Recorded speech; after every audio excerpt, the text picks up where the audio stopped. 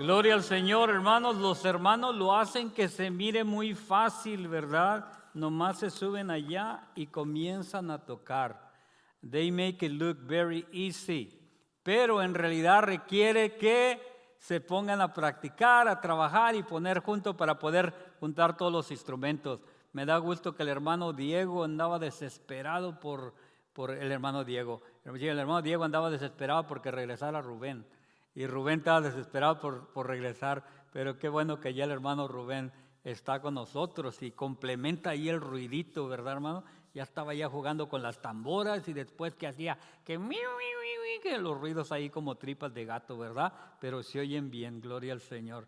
Sergio, Dios te bendiga, gusto en verte, mijo. Ok, gloria al Señor. Dele un aplauso al Señor, hermanos, porque servimos a un Dios vivo. Mi hijastra cumplió años el sábado, ¿verdad, baby?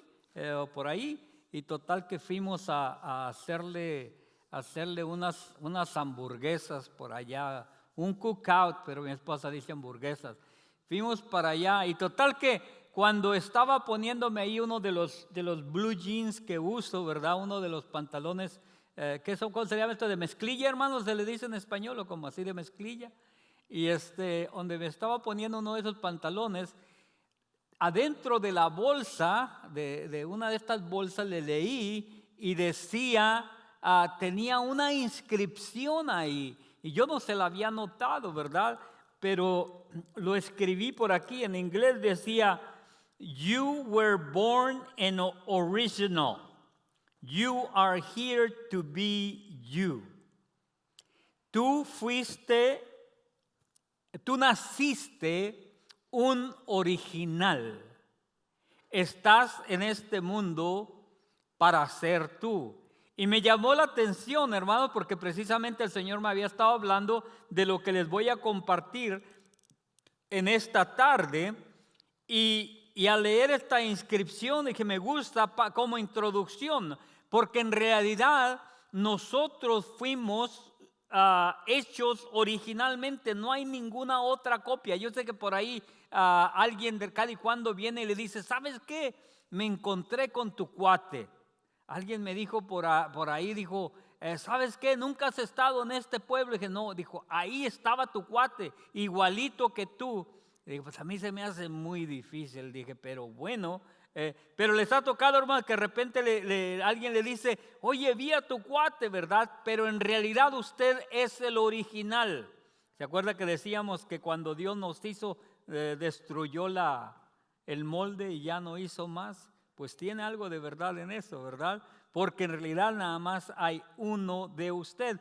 Y mire lo que dice la palabra del Señor, hermano. La palabra del Señor en Salmo 139, verso 3 dice el Señor, porque tú me formaste, mis extrañas, tú me hiciste en el vientre de mi madre. Tú me formaste. Y el verso 14 dice que Él nos hizo de una manera maravillosa.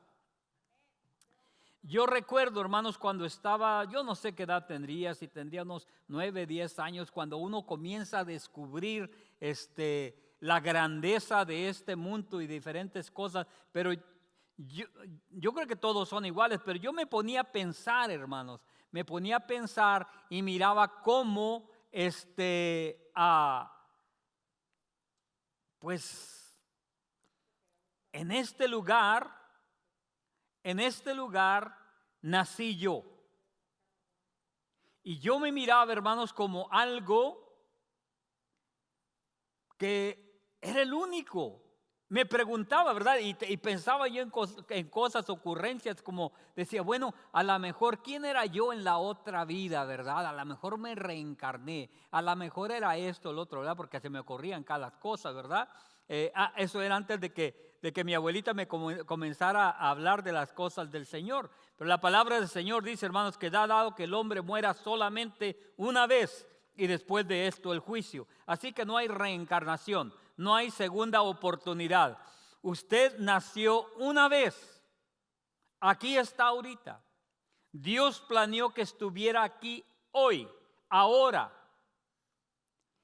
Y Él tiene un plan es específico para usted y para mí. Pero yo pensaba de esa manera, hermano. Me miraba al espejo. ¿Sabía usted que usted nunca se ha visto bien a bien usted? Usted lo que ha visto es una reflexión de usted mismo. Y siempre que me miro al espejo, que el apartado del pelo se mira, ¿por dónde? Ya no sé, si no me miro al espejo no sé dónde está. Pero que me divido el pelo por acá o me lo divido por acá. Pero en el espejo está al revés.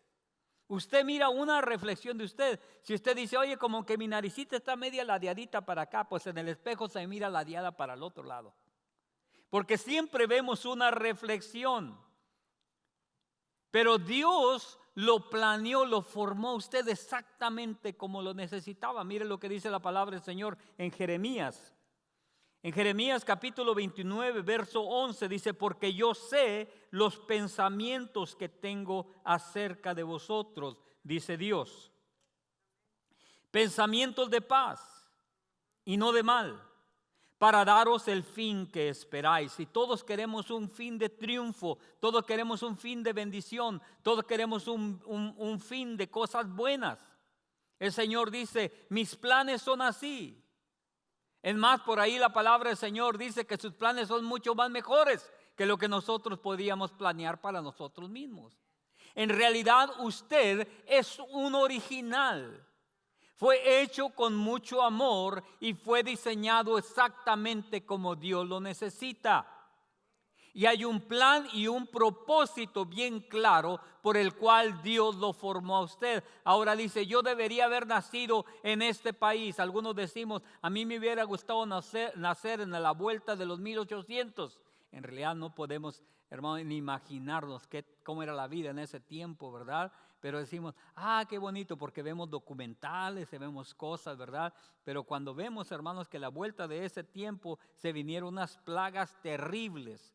Porque la plaga que estamos pasando ahorita, hermano, no se compara con la plaga del principio de los 1900. ¿Ok? Pasaron cosas terribles. Hermanitas, tenían que andar, ir y buscar leña, ir y cortar leña y tal, y atizando a la lumbre y todo eso. Dice, pues pastor, desde el pueblo donde yo vengo era lo que tenía que hacer, ¿verdad? Pero entonces estaba tan difícil, ¿verdad?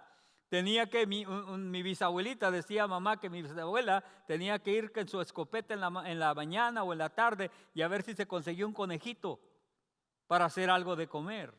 Eran otros tiempos. La realidad es que Dios lo escogió a usted para hoy, para ahora, para este tiempo.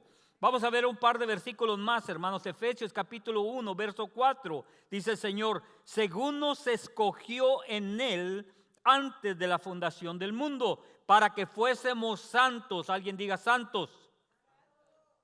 Dios me escogió para ser santos. Y el único que es doble santo es el hermano Santos, ¿verdad?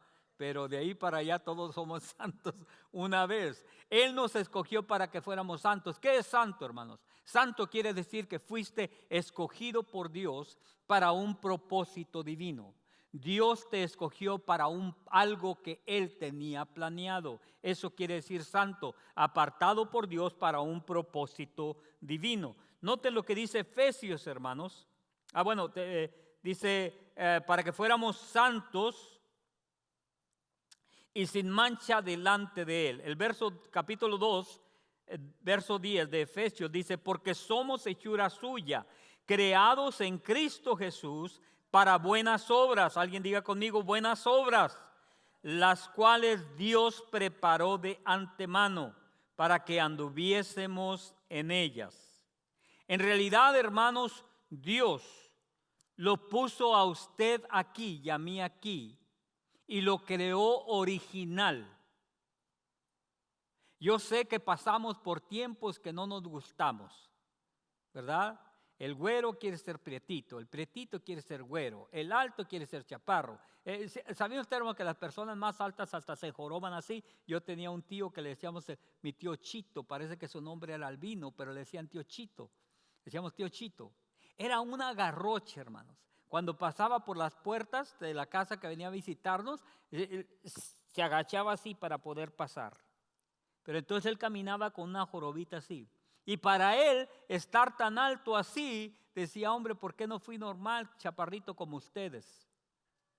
Y nosotros los chaparritos, dijo, hombre, ¿cómo me hubiera gustado que me pegaran un pie más, ¿verdad? De menos para alcanzar las cosas, para que cuando mi esposa me dice, alcánzame eso, pues para poder llegar, ¿verdad? Porque casi que estamos del mismo tamaño, ¿verdad? Pero en realidad, hermanos, que estoy muy chaparro, que estoy muy alto, que esto, me estaba diciendo mi esposa que decían de Belén, esta Abby, ya ven que Abby es muy bien güera, y dice, ay, qué bonita piel tiene Belencita, porque Belencita pues agarra, luego se tosta un poquito, ¿verdad? Y agarra su santén. Dice, qué bonita piel tiene Belencita que agarra su ten, pero las güeras quieren hacerse prietitas y las prietitas quieren hacerse güeras. ¿Quién les entiende, hombre? La cosa es que Dios lo hizo exactamente como Él quería que usted fuera. Dios, hermanos, tuvo que mover personas. Yo me pongo a pensar de mis antepasados. Mi abuelo, ustedes saben que mi abuelo Laredo quedó huérfano a los 11 años. Sus familiares lo entregaron y lo dieron a la iglesia católica. Él se fue a estudiar para el sacerdocio. Pasó por diferentes cosas que no voy a entrar mucho por causa de que sea algunos familiares míos viendo por ahí en el televisor. Pero la cosa está en que pasó por tantas cosas, hermanos, al final él tuvo que escapar. Mi abuelo cargó un balazo, una bala en el lado derecho, donde al escaparse le alcanzaron a dar un tiro. Se vino para Estados Unidos, viajó todo el mundo. Parece que el certificado de nacimiento de mi papá era de Argentina, no sé de dónde. Lo que sí les digo, hermanos, que todo ese revoltijo que hubo por ahí, yo creo que algunos de nosotros no tenemos una vida de antecedentes tan revolteados, ¿verdad? Pero algunos sí lo tienen. En realidad es que dice, pero hermano, yo ni siquiera sé quién fue mi papá. Yo ni siquiera conocía esto. Algunas personas son huérfanos, dice, pero pastor, yo ni a mis padres conocí. A mí me entregaron, me dieron de niño. ¿Sabe qué? Aún en eso Dios tenía plan. Y eso es donde nosotros nos necesitamos gozar, que ahora que estamos en Cristo. Mi madre tuvo que llevársela a mi abuelo de aquí de Estados Unidos a Monterrey. Cuando él iba a sentar una sucursal allá de algo, se llevó a mi mamá chiquita, jovencita, ¿verdad? Por allá conoció al señor Pancho Laredo, a mi papá, hijo de esta persona que viajó por todo el mundo, pero se regresó y llegó allá a Monterrey. Ahí conoció a mi abuela. Una relación, hermanos, que solamente Dios podía poner eso juntos. Mi abuela era la, por decir, la curandera del pueblo. Ella era partera, era curandera, era cuánta cosa. Era de los hermanos de la luz. Ustedes se acuerdan de un señor que salía en el televisor que, a ver cómo se llamaba Walter Mercado. ¿Ah? ¿Qué tal se acuerdan de eso? ¿Algunos se acuerdan? ¿Ah? Pues mi abuela era de esa línea, de ese grupito. Espirituistas. Se casó con un señor que venía del seminario, un seminarista. Ese tipo de cruces solamente Dios lo podía haber hecho. Porque de ahí, hermanos, necesitaban nacer mi papá. Y mi papá necesitaba conocer a mi mamá. Si les dijera yo todas las cosas que hizo Dios para sacar la línea donde vino mi mamá, Dios se encargó de hacer todo tipo de circunstancias, de personas, para que tú nacieras en el día que tú naciste, para que tú fueras la persona que tú eres, porque Dios te necesita exactamente como tú eres, porque Dios tiene un plan divino en mente que solamente tú puedes llevar a cabo. No solamente eso, Dios tiene personas aquí en este mundo que solamente tú vas a poder tener un efecto en su vida. Dios te va a usar a ti para tocar a esas personas. Tú eres un original. You are an original. And you have a special purpose of God in your life. Yo sé que pasamos un tiempo, hermano, decía en la mañana, que yo me acuerdo cuando estaba allá en el pueblito terregoso aquel donde llegamos después de que salimos a de Monterrey. Y me preguntaba yo, ¿alguna vez iría a salir yo de este pueblo polvoriento, que no quiero decir el nombre para que no se me ofenda mi hermano, porque venimos del mismo pueblo. ¿Verdad, hermano, que está polvoroso ese pueblo? ¿Iré a salir de ahí de alguna vez? ¿Cuándo iré a salir de aquí? ¿Conoceré alguna parte? Y hermanos, una vez que me tocó sentarme a comer con gobernadores y con líderes y que los mayores de la ciudad, una vez me senté con uno de los expresidentes ahí y dije, wow, este es el mismo chorreado que estaba en ese pueblo polvoriente que el Señor lo sacó de debajo de un carro.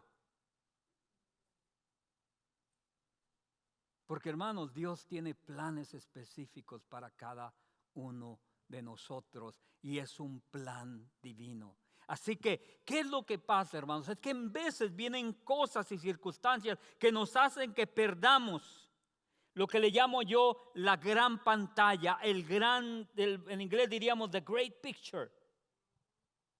Y comenzamos a perder porque en veces nosotros no podemos vivir más que ahorita. Tristemente usted está aquí ahorita, por más que quiera saber qué es lo que está pasando en la casa, no puede porque está aquí. Solamente Dios está en todas partes.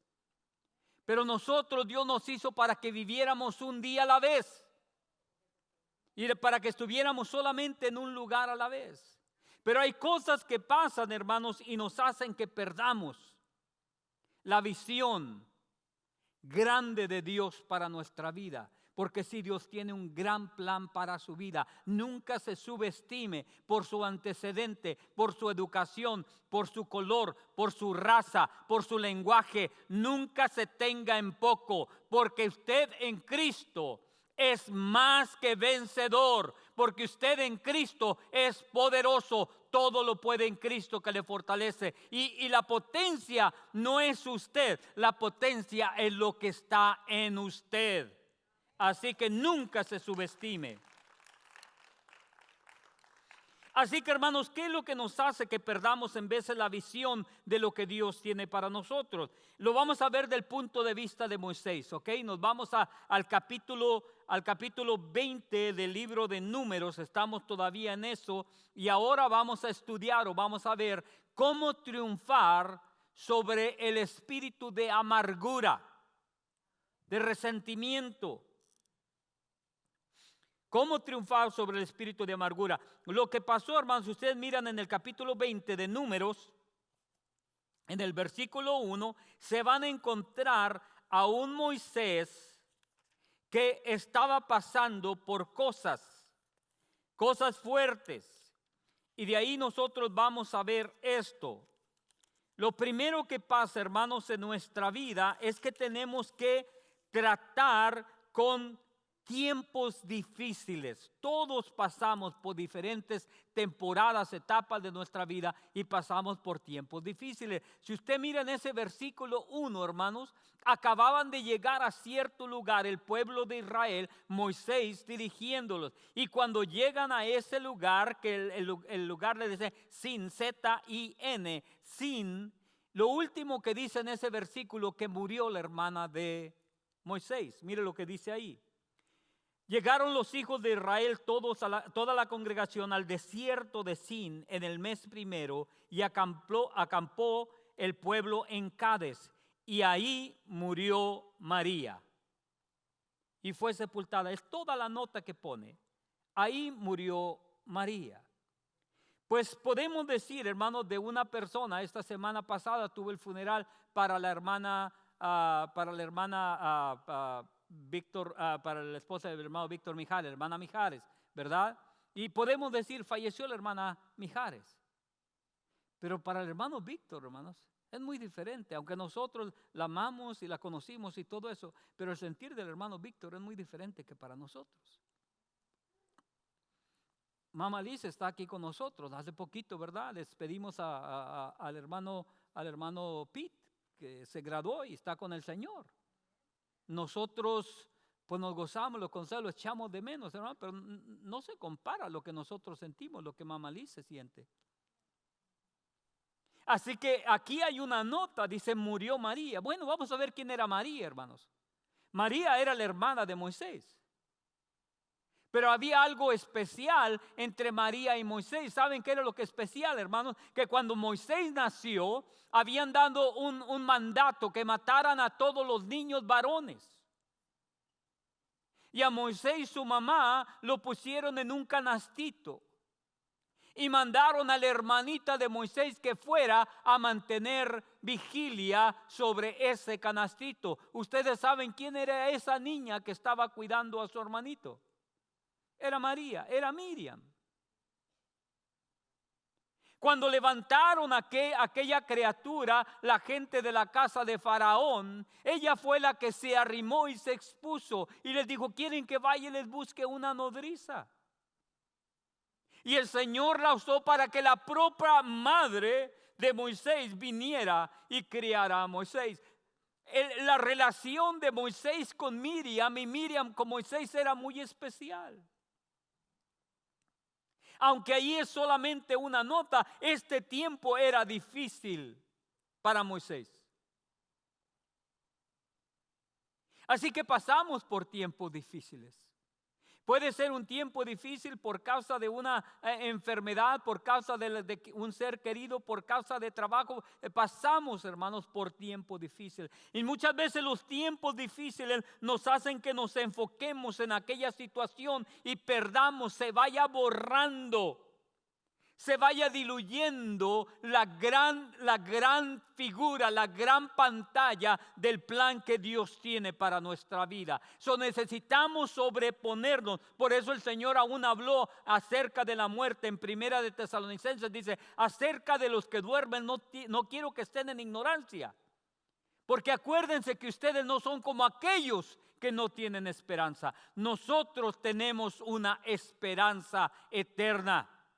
Nos entristecemos, pero no a sobremanera, porque tenemos esperanza. Un día vamos a ir a volver a platicar con Papa Pete y nos va a volver a ofrecer chocolate cover frog legs, ¿verdad? Nos va a volver a ofrecer sus famosas ancas de rana cubiertas con chocolate, ¿verdad? Y nos vamos a gozar porque un día lo vamos a ver. Es más, en ese mismo pasaje dice el Señor que Dios es tan grande para hacer que todos aquellos que nos han ganado regresen con Jesús cuando Jesús venga por nosotros. Eso es lo que dice la palabra del Señor. Así que tiempos difíciles vienen, hermanos. Tiempos difíciles vienen, pero nosotros necesitamos no perder la visión de lo que Dios tiene. Número 2 que batalló a Moisés es que trató con lugares difíciles. Yo tengo varios pueblos en mente, hermanos, donde me tocó pastorear, que les digo una cosa, que en veces no quiero ni mencionar el pueblo, porque fueron pueblos difíciles, fueron lugares difíciles, donde experimentamos persecución, donde experimentamos hambre. En Duncanville, Texas, hermanos, cuando el Señor nos llevó para allá, establecimos una iglesia, nos dio victorias grandes espirituales. Vimos la mano del Señor moverse poderosamente. Una de las cosas que me gozo es que ustedes vieron al joven pastor Abraham Banda, que me dejó un mensajito aquí para mi cumpleaños. Toda su familia y muchos de los compañeros vinieron a entregarse al Señor. El Señor me dio varios hijos que predican el evangelio, hermanos. Pero eso es lo que estoy contando, la victoria. Es como el boxeador que le platicaba las historias. Dice: no, hombre, cuando me peleé con aquel que lo agarró un gancho que le hice por acá, pum, y me lo noqueé al tercer round. Y el otro y esto, y platicaba puras ganadas. Al fin le pregunta: oye, ¿que nunca perdiste? Dice: sí, pero las que perdí que las platique el otro, ¿verdad? Yo voy a platicar las que gané. Así que, hermanos, platico las victorias de Duncanville. Lo que no les platico, hermanos, que ahí perdimos todas las posesiones que nosotros teníamos. Ahí les platico, hermanos, que no podía conseguir trabajo ni siquiera en un McDonald's. Ahí les platico, hermanos, de cuánta cosa negativa que nos vino. Les platico la victoria espiritual. Pero, hermanos, pasamos el tiempo, uno de los tiempos más difíciles de nuestra vida. Ahí tuvimos que por primera vez aceptar que alguien trajera, los bomberos nos trajeron comida para poderle dar de comer a mi familia. Hermano, usted sabe, yo me puedo defender yo solo, según yo decía. Pero quiero que sepa, hermanos, que el único hermano que me dio trabajo en su tallercito, el hermano Shepard, me dijo, no necesito otro mecánico, pero aquí te voy a dar trabajitos cada y cuando. Dije, ok, me puse a trabajar. Pasaron 2 meses y me dijo, hermano Laredo, no sé qué hacer. Yo nunca en los 20 años que tengo este taller he estado que no me cae ni siquiera un cliente por día. Siempre he tenido mucho trabajo. Y ahorita estaban todos los mecánicos, estaban mandando gente para la casa, hermano. El hermano de buena gente nos ponía a arreglar algunos de sus carros para darnos algo. Dice, no lo entiendo. Y le dije al hermano, hermano, yo sí sé lo que está pasando. Le dije, usted tiene un Jonás aquí en su taller. Y dice, ¿qué? Y sí, hermano, usted tiene un Jonás. Yo estoy terco que yo vine a Dallas a sacar mi doctorado y que no me voy de aquí hasta que no saque mi doctorado. Por orgullo. Dije, pero el Señor ya me cerró todas las puertas, usted me dio chance y ya se le está hundiendo el barco. Dije, yo soy el problema, hermanos. Dije, ya me voy. Y me acuerdo que fui y empeñé la última guitarrita y la última pistolita que tenía. Me dieron cualquier cosa suficiente para echarle gas al carro, hermano. Me subí al coche, eché a la familia en el coche. Manejé para Houston, no sabiendo yo para dónde iba o qué iba a hacer. Pero después de amachado ahí estar por varios meses, voy para Houston. Y antes de bajarme del carro de ese viaje, hermano, yo ya tenía trabajo, ya tenía casa donde vivir. Antes de bajarme a donde yo iba, el Señor, llegué a Houston y me abrió las puertas. Y no pasó mucho tiempo cuando establecimos la iglesia alentadora ahí en Houston. Era donde el Señor nos quería. Mi tiempo en Duncanville ya había terminado. Pero pasamos por tiempo difícil. Hay lugares, hermanos, que encontramos sequedad y que encontramos desierto. Pero no podemos perder la visión de lo que Dios está haciendo en nuestra vida. Porque somos únicos. Somos una obra maestra de Dios con un propósito claro y definido de parte de Dios. Y no podemos hacer que nada nos mueva de seguir creyendo y esperando lo que Dios va a cumplir en nuestra vida. Número 3, lo otro que se encontró Moisés, dice la palabra del Señor en el versículo 2, leo eso. Y porque no había agua para la congregación, se juntaron contra Moisés y Aarón. Llegaron a un desierto. El número 3, nos encontramos con gente difícil. ¿Alguien ha batallado con gente difícil alguna vez, hermano? Ahora en la mañana se comenzaron a codear ahí las parejas. No se trata del esposo y la esposa, ¿ok? La gente difícil, estamos hablando de los de afuera. Yo sé que me dicen, no, hermano, es que usted no conoce a mi esposo. Y alguien más diría, no, hermano, si le platicara, pero bueno. Nos encontramos con gente difícil, ¿verdad? Dice la palabra del Señor en el versículo 3. Y habló el pueblo contra Moisés diciendo, ojalá hubiéramos muerto cuando perecieron nuestros hermanos delante de Jehová. ¿Sabían, hermanos, que esta gente estaba diciendo, gente difícil, a manera que cuando se los tragó la tierra a Coré, cuando fueron quemados aquella gente, hermanos, cuando fueron aquella gente muerta en el desierto, dijeron, ¿cómo me hubiera gustado morirme allá con aquella situación que estar aquí en este lugar? Gente difícil, gente que perdieron la visión. Mire lo que dice, vamos a ver un poquito del pueblo de Israel, hermanos. Y en el pueblo de Israel nos encontramos que mire lo que dice el verso 5. Dice, ¿y por qué nos has hecho subir de Egipto para traernos a este mal lugar? No es lugar de sementera, de higueras, de viñas, ni de granadas, ni aún de agua para beber. ¿Qué es lo que pasó con el pueblo de Israel, hermano? El pueblo de Israel lo que tenía era un problema para aceptar cambios. Yo miro el cambio que viene en veces en nuestra vida, hermanos. Lo que le estaba pasando al pueblo de Israel era, a mí me gusta plantar semillitas. Yo me como una naranja y aviento una semillita por ahí. Un limón, aviento una semillita. El otro día estaba conviviendo con Diego y Diego se me quedaba viendo porque ahí estoy molestando con las semillas. Al fin le dije, mira, es que estoy molestando aquí las semillas. Dice, sí, estaba notando eso. Le digo, lo que pasa es que descubrí que si pelo la semillita y después voy y la planto en alguna parte, germina más pronto. Y se va desarrollando un poquito más pronto. Me gusta hacer eso. Pero lo que pasa, hermanos, es que cuando lo pongo en alguna cosita así y crece, pues lo tengo que sacar de ahí. Cambio, trasplante.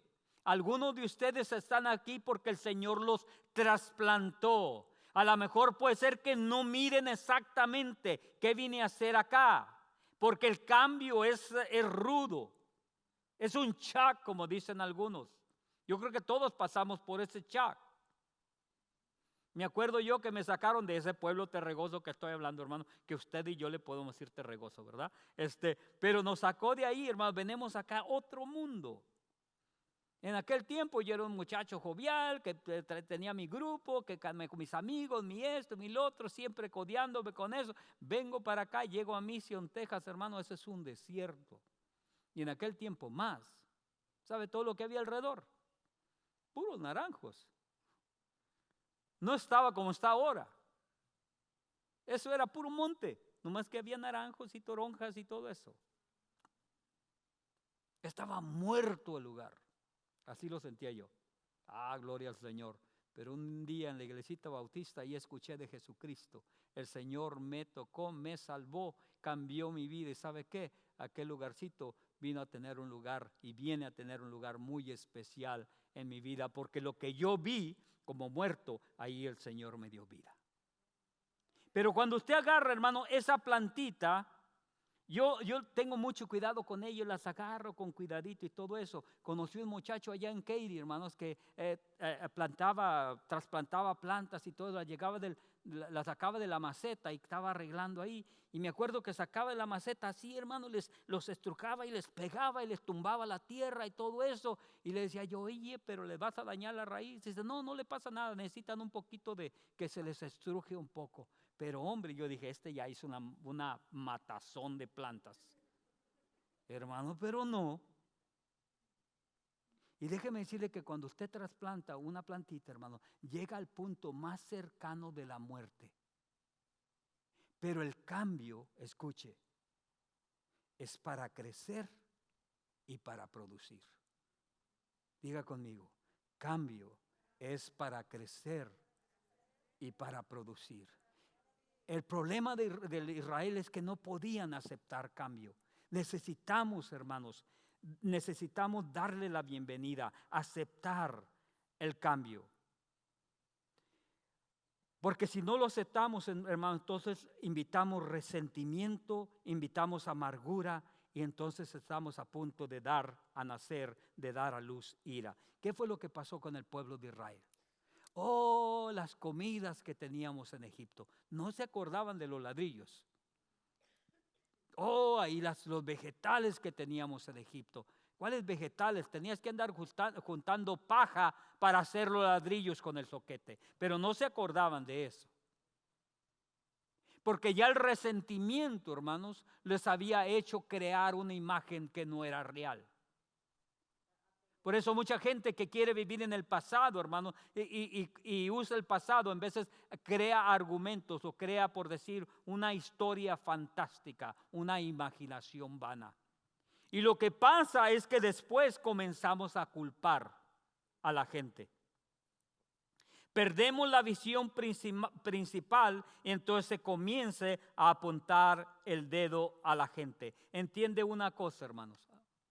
Cuando tú tomas algo, escucha, cuando tú tomas algo que debe de estar en las manos de Dios, porque en realidad no hay fuerza humana, ni hay ninguna cosa que tú puedas hacer para cambiar esa situación. Cuando tú decides tomarlo en tus manos es cuando vas a comenzar a culpar a gente. Hay parejas, hermanos, que siguen acusando a su esposa, a su esposo. Si tú no hubieras hecho esto, si tú no hubieras traído, si tú no esto, si no tuviéramos, y por favor ya quítese de eso. Porque lo único que está haciendo es estar rechazando el cambio que Dios tiene para su vida, para que usted entre a ese nivel de vida y de producción y de bendición. Cuando comenzamos a tomar algo en nuestra mano, si eso es lo que pasa, hermano, si por ejemplo, el pueblo de Israel que comenzáramos, tú Moisés y tú Aarón, ¿por qué nos sacaron de ahí? Si ustedes se acuerdan, ¿quién lo sacó? El versículo 5, ¿fue Moisés? Fue Dios. Dios lo sacó. Pero lo quitaron de Dios, se lo tomaron ellos el poder y entonces comenzaron a culpar a Moisés. Ahora, hermanos, la última parte de este mensaje quiero que notemos una cosa, porque para mí este versículo hasta la fecha siempre me ha causado un poquito de, no de confusión, pero como, ¿qué pasó aquí, Señor? ¿Qué fue lo que pasó aquí? Porque si se acuerdan, hermanos, cuando el pueblo de Israel comenzaba a quejarse, Dios le decía a Moisés, ok, háganse un lado, porque ahorita voy a acabar con este pueblo. Y entonces iba Moisés y decirle, Señor, por favor no lo hagas, acuérdate que tú eres conocido como el Rey, como el Dios misericordioso, por favor perdónalos. Dice, ok, entonces voy a terminar nomás con estos. Pero aquí, hermanos, vemos lo que dice el Señor en el versículo 12. Mire lo que dice el Señor. Y Jehová dijo a Moisés y a Aarón, por cuanto no creíste en mí para santificarme delante de los hijos de Israel, por tanto no meteréis a esta congregación en la tierra que les he dado. Nos encontramos que Dios reprende a Moisés. El versículo 8, hermanos, Dios le dio instrucción. Cuando el pueblo se quejó y le dijo, necesitamos agua, aquí no hay comida, aquí no hay agua, aquí no hay esto. Entonces van y hablan con el Señor les da instrucción en el verso 8. En el verso 8 el Señor le dice, habla a la peña. Mire lo que dice, toma la vara, reúne la congregación, tú y Aarón, tu hermano, y habla a la peña, a vista de ellos. Y ella dará su agua, y le sacarás aguas de la peña, y darás a beber a la congregación, a ellos y a sus bestias. Sin embargo, hermanos, vemos lo que pasó en el versículo 10. Moisés estaba tratando con tiempos difíciles, con un lugar difícil, y sobre todo estaba tratando con una gente difícil. Y lo que pasó es que en ese momento fue mucho para Moisés. Y Moisés perdió la dirección de la visión del gran retrato, de the big picture. Y noten cómo reaccionó Moisés. Número 20, verso 10. Y reunieron Moisés y Aarón a la congregación delante de la peña y les dijo, oíd ahora, rebeldes. Ese no parece Moisés. Dios les podía decir rebeldes, pero no era el lugar de Moisés. Oíd ahora, rebeldes, va y los junta y les grita. Y noten que dice la palabra del Señor que les pegó un grito ahí. Dice, oíd ahora, rebeldes, ¿os hemos de hacer salir agua de esta peña? Y entonces lo que viene pasando, hermanos, en el verso 11, entonces Moisés levantó su mano y golpeó la peña con su vara 2 veces y salieron muchas aguas y bebió la congregación y sus bestias. ¿Qué le dijo el Señor? Habla a la peña. ¿Qué hizo Moisés? Le gritó a la congregación, le pegó a la peña. Yo dije, Señor, pues es una piedra, ¿cuál es el problema? ¿Por qué los vas a castigar porque le pegó a esa piedra? Lo que no sabíamos, hermanos, es que el Señor estaba profetizando aquí que esta peña, esta piedra representa la roca, la piedra angular que es Cristo Jesús. Y Cristo Jesús, hermanos, es de donde emana la vida. Es el agua de vida, es el pan de vida. Y esa peña era una representación de Jesús. Y el Señor le dijo, habla a la peña. Moisés golpeó la peña. Lo que me hace recordar el versículo que dice, si tú caes sobre Jesús, Jesús te va a ablandar y te va a dar un corazón suave de carne. Pero si tú esperas que la peña, Jesús, caiga sobre ti, dice, te va a despedazar, vas a ser destruido. Y ese Jesús que vino, hermanos, como el Salvador en amor, va a regresar un día, pero va a regresar como juez, como justicia. Entonces no va a venir como el Jesús que vino hace 2000 años.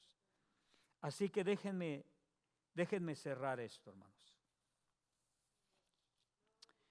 Cuando Dios dijo, por causa de que no creíste en mí para santificarme delante de los hijos de Israel, cuando Dios dijo eso, lo que estaba diciendo es que es necesario que tú y yo nos quedemos en la visión, en lo que Dios nos ha dicho. Entiende, no hay nada que valga la pena para que te desvíes del plan que Dios tiene para ti. Porque te digo una cosa, hermano, hermana, como les decía a los jóvenes en la mañana, esa respiración que acaban de tomar es porque Dios nos dio vida, nos dio aire, nos dio la fuerza.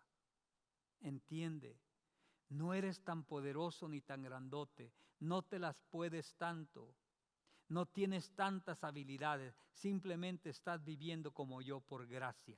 Dios nos tiene aquí por gracia. Pero entiende que si Dios te da la habilidad para amasar fortunas, si Dios te da la habilidad para componer cosas, si Dios te da la habilidad para crear cosas, acuérdate de eso. Dios te da la habilidad. Sin Él no somos nada.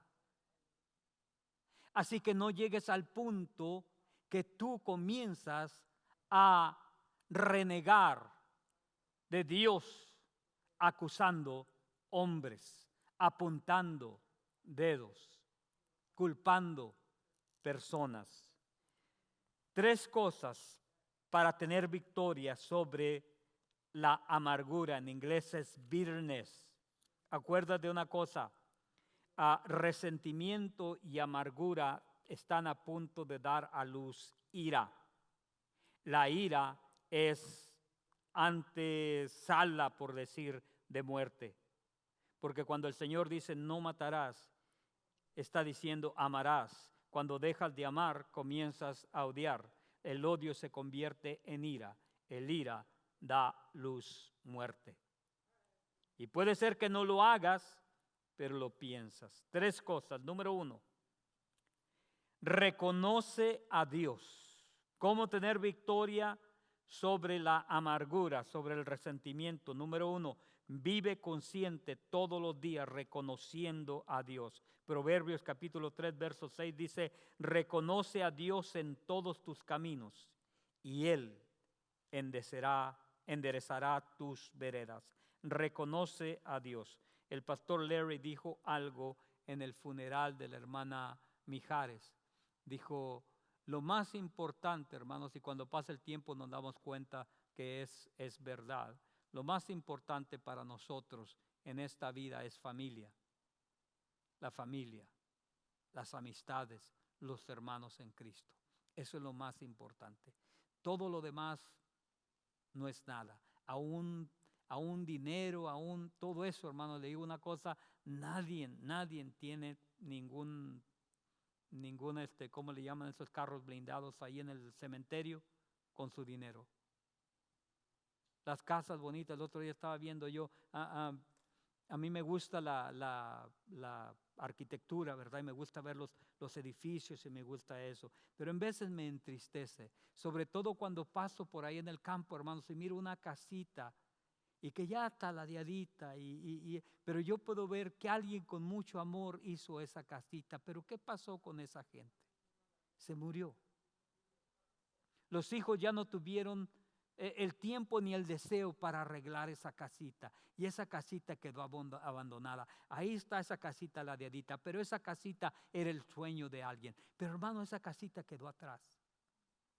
Las cositas que nosotros atesoramos, que hay, que mi colección de esto, que mi colección de... Mire, hermano, a mi mamá cuando estaba allí en la casa en Mission, Texas, después de que papá se enfermó y mi mamá quedó cieguita, dice, hijo, por ahí, no se te olviden mis modenitas y mi colección de esto y mi colección de otro. ¿Sabe qué? Las famosas providers bailaron con todas las colecciones de mamá antes de que ella falleciera. que dice que le venía a alguien a ayudar, le limpiaron la casa a mamá. Cuando yo me la traje para acá, me dijo, hijo, no se te olvide traerme lo que tengo ahí. Fui a buscar, estaban vacías esas cosas. Nada de eso nos vamos a llevar, hermano. Mi mamá se fue pensando que todavía estaban por ahí guardaditas, ¿verdad? No le iba a decir yo que la habían robado. Porque, hermanos, lo que vale es la relación. El pastor Larry dijo esto: lo mejor que podemos hacer es levantarnos en la mañana, meditar en la palabra del Señor, darle gracias al Señor por este nuevo día y reafirmar tu relación con tu familia, con tus amistades. Mi amigo Juan de la Garza, que nos conocemos desde que estábamos en el seminario, me habla seguido. Digo, parece que si estuviera hablando con mi novia. Dice, oye, ¿qué tanto hablas? Porque hablamos 1 hora, hora y media, 2 horas. No, simplemente después de que a él le dio el que le tuvieron que hacer una operación, me dijo, ¿sabes qué, Emilio? Me di cuenta que lo más importante son las amistades y la familia. Digo, ¿y por qué me hablaste? Hasta me sorprendiste. Pues nomás para platicar. Ah, qué bien. Porque, hermano, después de todo, eso es lo que nos podemos llevar con nosotros. Pero entiende que mientras tenga vida hay un plan de Dios para ti. Termino. Número 1, reconoce a Dios en tu camino. Número 2, cree en la potencia de Dios. Efesios 3, 20, 21 dice que Dios es poderoso. Cree que Dios es poderoso para hacer todas las cosas mucho más abundantemente de lo que pedimos o nos imaginamos, según el poder que actúa en nosotros. Y número 3, afírmate en las promesas de Dios. Afírmate en las promesas de Dios. Salmo 1, verso 1 al 3 dice, bienaventurado el varón que no anduvo en consejo de malos, ni estuvo en camino de pecadores, ni en silla de escarnecedores se ha sentado, sino que en la palabra de Dios está su delicia, en su palabra medita de día y de noche. Va a ser como un árbol plantado junto a corrientes de agua, que da su fruto en su tiempo y su hoja no cae, y todo lo que hace prosperará. Tú naciste un original. Tú naciste para ser tú. Y tú naciste para Dios hacer grandes cosas por medio de ti. Así que no pierdas visión. Reconoce a Dios. Cree en el potencial de Dios y afírmate en su palabra. Acuérdate, lo que Dios tiene para hacer por ti, por medio de ti, no lo va a hacer por medio de nadie más. Amén. Vamos a inclinar nuestros rostros y antes de irnos, vamos a tomar la cena del Señor juntos. Pero ahorita vamos a tomar un momentito. ¿Y por qué no platicas ahí con el Señor?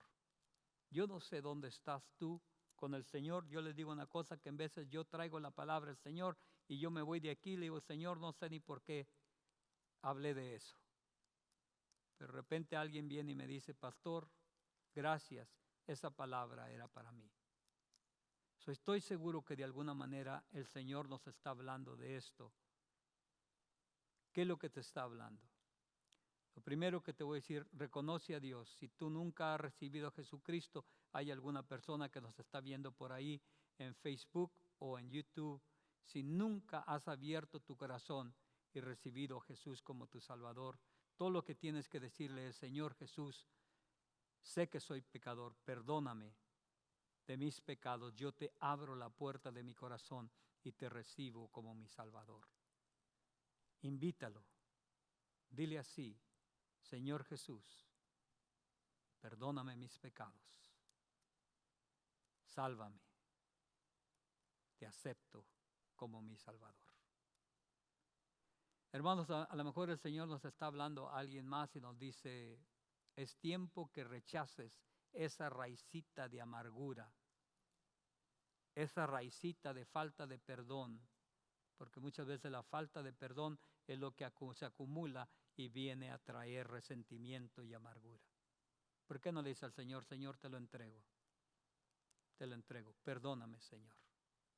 Yo quiero que se cumpla tu voluntad en mi vida, ahí donde estás. Padre, en el nombre de Jesús, Señor, tú nos conoces. Pedimos que tu Santo Espíritu, Señor, nos hable. Pero, Señor, queremos que tu voluntad se cumpla en nuestra vida. Sabemos que tú nos hiciste, nos formaste con mucho amor y que estamos aquí porque tú tienes un plan específico para nosotros. Cúmplelo, Señor. Ayúdanos para nosotros no estorbar el propósito poderoso que tienes para nuestra vida. Ayúdanos para dejar este tipo de legado a nuestros hijos, a nuestros nietos y a generaciones que vienen. Señor, en el nombre de Jesús, te pido, mi Señor, que mientras mis hermanos y amigos se están entregando en tus manos aquello que les ha hecho guardar resentimiento o rencor, que tú los libertes, los libres completamente. En el nombre de Cristo Jesús. Amén, amén, amén. Vamos a tomar, hermanos, la cena del Señor o la comunión, como algunas personas les dicen. Así que si no tiene uno, levante su mano y alguien le puede llevar ahí. Pero yo creo que todos tienen. ¿A alguien le falta? ¿Todos lo tenemos? Ok. Tomemos el pan, hermanos. El pan representa el cuerpo de Jesucristo que tomó nuestro lugar en la cruz. ¿Ok? Y este pan sin levadura representa el amor de Dios que Jesucristo lo manifestó en la cruz del Calvario, tomando nuestro lugar y pagando por nuestros pecados. El Señor dijo que Él deseaba tomar esta cena con sus discípulos. Y un día, hermanos, vamos a estar con Él en la gran cena con el Señor y vamos a volver a participar de ello. Bendigamos, hermano. Padre, en el nombre de Jesús, bendecimos este pedacito de pan, Señor, que representa tu sangre, tu cuerpo precioso, Padre. Te damos gracias por el sacrificio de Cristo, te damos gracias por tu amor. Pedimos, Señor, que bendigas este pan en el nombre de Cristo Jesús. Amén. Comamos, hermano. También dice la palabra del Señor que tomó la copa y que la bendijo. Dijo, esto representa mi sangre que por vosotros es derramada. La palabra del Señor dice, hermanos, que la victoria la tenemos por dos cosas. Por la sangre de Cristo Jesús y por la palabra de su testimonio. Usted tiene un testimonio de su encuentro con Jesucristo. Compártelo todas las veces que tenga oportunidad, porque eso es lo que le da la victoria. Oremos. Señor, gracias por el fruto de la vid que representa, mi Dios, la sangre preciosa de Jesucristo. Gracias, Señor, por amarnos. Gracias por derramar tu sangre. Bendice esta copa, Señor. Bendice este fruto de la vida. En el nombre de Jesús. Amén. Tomemos, hermano.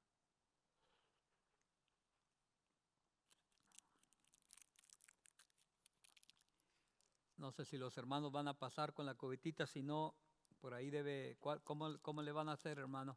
¿Van a pasar a levantarlos? Ok, los hermanos van a pasar ahí con las cubetitas. Mientras ellos se preparan, hermanos, vamos a hacer una oración y vamos a orar por las ofrendas.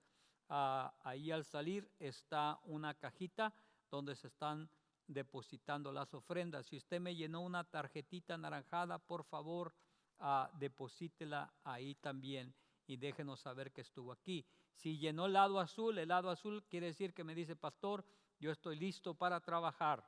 Ponga su nombre ahí y a ver en qué lo podemos poner a que sirva al cuerpo de Cristo. Amén. Así que los dejo, hermanos, vamos a orar, pero con un pensamiento. La palabra del Señor dice, hermanos, que el Señor bendice al dador alegre. Recuerden, hermanos, que Dios nos da toda la fuerza, todas las habilidades, todas las oportunidades, nos da salud, nos da trabajo, y el Señor solamente espera que demos una parte.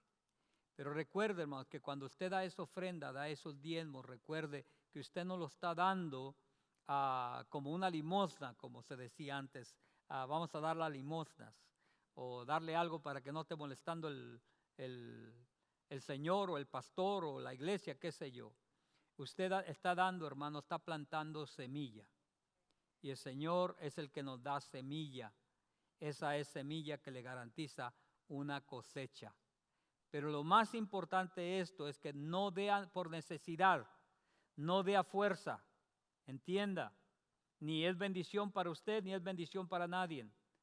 Dice la palabra del Señor, cada quien dé conforme propuso en su corazón, porque Dios bendice al dador alegre.